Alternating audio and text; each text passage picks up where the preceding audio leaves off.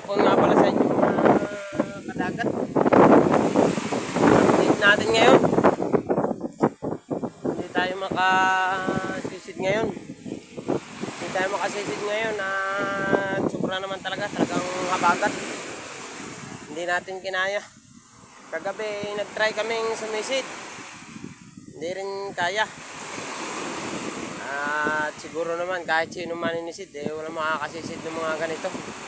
Ayan mga kadagat oh. Ayan naman.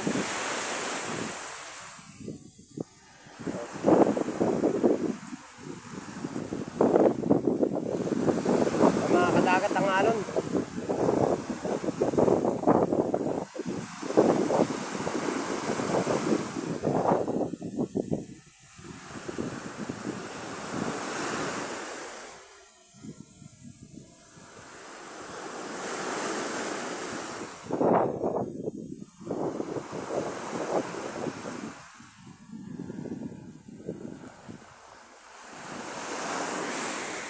At siguro pag bintap niyan mga kadagat, pwede na natin ulit sisidan yan. Hindi pa lang pwede talaga ngayon.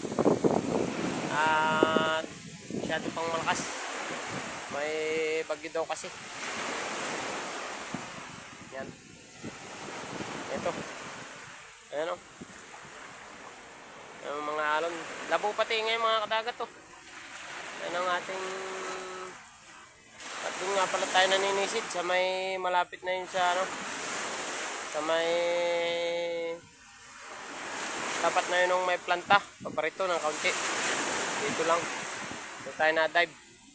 Kaya hindi ari din. Hindi ngayon ari.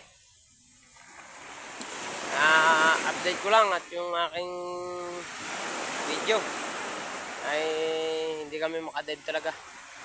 At ito yung update ko lang para sa mga aking mga manonood dyan. Talaga namang hindi kaya.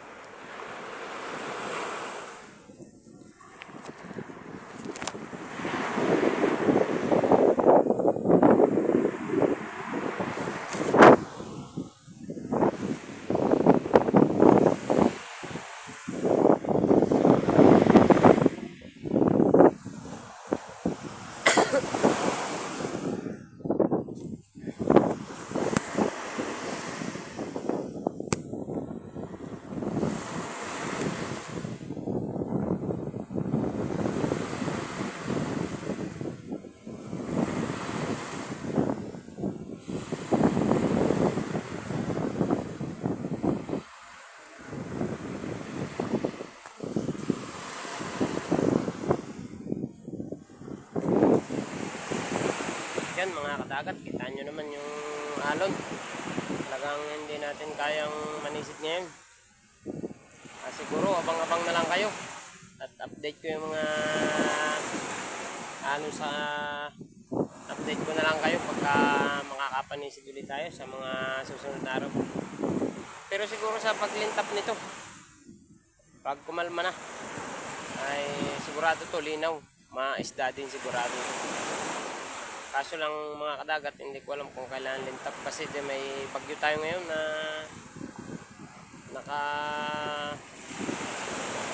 naka-line. Hindi ko lang alam kasi hindi ako nakapanood ng bagyo. Lang po siguro in-update ko lang kayo sa aming pag-dive. Hindi kami naka-dive talaga. Kahit sino namang maninisid, siguro walang maninisid ng ganitong alon. Yun lang mga kadagat, pag-like and share and follow na rin sa aking YouTube channel, Kadagat Adventure TV, Kadagat Adventure Vlog. Yun lang po at marami pong salamat.